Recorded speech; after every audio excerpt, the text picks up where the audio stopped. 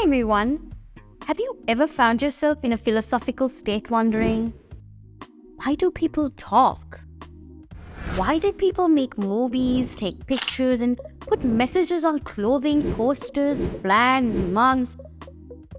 What is the motive? Knowing why a media message is being shared is important because it provides context for interpretation and clues for how to respond. Scholars have identified 3 common reasons to communicate. Number 1, to inform. Number 2, to persuade. And number 3, to entertain. And we are going to explore each one in this chapter. Number 1, to inform. Informative media is any media that informs or provides information to you. For example, this news piece here, elections have been postponed to Saturday. This right here gives you a piece of information about the upcoming elections. Purely informative, nothing else. Number 2, to persuade. Persuasive media is any media that tries to convince a person or a group to do something, buy, or believe in something. For example, this poster, if you believe in change, vote yada. It is trying to convince you that for a change, this person would be the ideal candidate. It plays on your emotional side by asking you core questions and giving the immediate answer. In this case, it's yada. But without any research into who they are and what they stand for, we might be electing somebody terrible. Number 3, to entertain. Entertaining media is any media that entertains an audience for any amount of time. This could be talk shows, movies, tabloids, Netflix, games, quizzes, etc. In most media, you will see a combination of the 3. But when it comes to news, especially locally, you will see that information and persuasion are the dominant motivations. When it comes to news reporting, it is meant to be informative.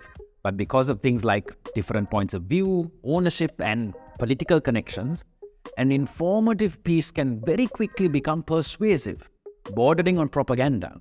Ideally, we would want newspapers that are neutral and just present the facts. But to have a democratic process is to have differences in opinion.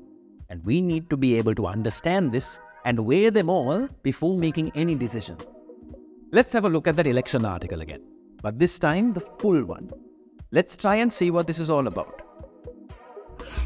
Elections have been postponed to Saturday. Alright, that's pretty clear that it's informative. Let's scroll and see the subheading. Everybody should be ready and available to vote to follow a truly democratic process, says Yada. Alright, so that's a quote, so it's still informative. Right, let's move on to the body. We can all agree that Yada is a much better option as mayor of the city, and we would all be foolish not to vote for him. He deserves the position of being so kind and a pillar to the community. See you all Saturday, and if you want to change, vote Yada. Now we have completely moved away from being an informative piece to being a persuasive piece. The article is trying to convince us that Yada is a much better candidate without any facts about his ability to be mayor. It is purely a personal opinion from the writer and comes off as biased. Therefore, it is not enough information to form a rounded opinion on who you should vote for. The purpose of persuasive content is to influence and convince the audience of something. It relies heavily on emotion and imagery. It leaves out any inconvenient facts. Every piece of information has been selected to support the author's point of view. Always ask yourself when seeing a piece of media, what is its purpose? To help you separate one from the other, ask yourself. Number 1, who created this message? Number 2, what creative techniques are used to attract my attention? Number 3, how might different people understand this message differently? Number 4, what values, lifestyles, and points of view are represented or left out from this message? Number 5, why is this message being sent? Remember that some types of content rely on objective information, while some are trying to prove a point or to inspire some action or reaction. How do they do that? They might trigger emotions like fear or present opinions as facts. Have you ever received a wSub message that scared you? You may have noticed it also asks you to take urgent action and to spread the information. Be wary of such messages. PR, advertising propaganda, and opinion pieces are intended to persuade. This doesn't make opinion pieces bad. It's just important that you and I can distinguish opinion from fact. Opinions can help us interpret the facts, test our own point of view, and assist us in thinking about different ways of looking at an issue. Sometimes we can't understand the facts without more context, or we might need to hear from a qualified expert to understand the nuances of the issue. Sometimes we want to hear the opinions of people affected by the issue. When someone is trying to persuade you, they will often share their opinion in a very strong way.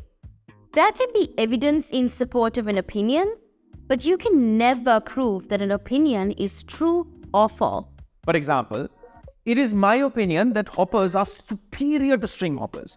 It is clearly an opinion based on my subjective preference for crisp hoppers. But if I were to say, you have to climb 10,000 steps to get to the top of Sigiriya, all you have to do is Google the figures to find out the truth. When any media shares a fact with you, they should also tell you the source of the fact. Don't trust facts that aren't sourced responsibly. Some outlets don't do a very good job of distinguishing news from opinion, and the savvy news consumer needs to understand which one they will be reading in order to evaluate the content. Now that we have seen the reason why we communicate, we can look at how our mental processes play a part in our communication. See you in the next one.